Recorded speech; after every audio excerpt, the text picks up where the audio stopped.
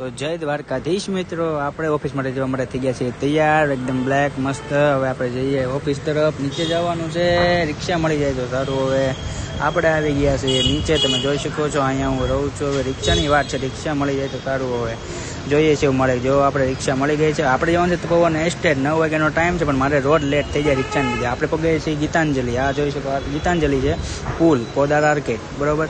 આ આપણે પગીએ છીએ ઓફિસ. ફોન લાઉડ નથી, બેગ મૂકી દઈએ. હવે આપણે થઈ ગયા છે સાંજ 7 વાગી ગયા છે. 8 આજ ઓટી એટલે 9 વાગી ગયા. હવે એટલે આજે તપોવન એસ્ટેટ એટલે આજે મોડું થઈ ગયું.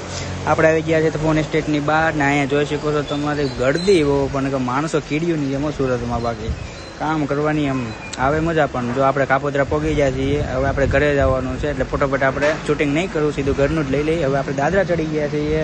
ઘર તરફ લાગે છે બહુ ભૂખ, કામ એવું કર્યું. હવે આપણે બેસી ગયા છે જમવા. તો ચાલો બધા જમવા. જોઈ શકો છો મસ્ત મસ્ત દાળ રોટલી ખીચડી છે, સાથે અથાણું. તો આ મિની બ્લોગ સારું લાગ્યું તો લાઈક છે, સબસ્ક્રાઈબ કરી દેજો મિત્રો. જય દ્વારકાધીશ.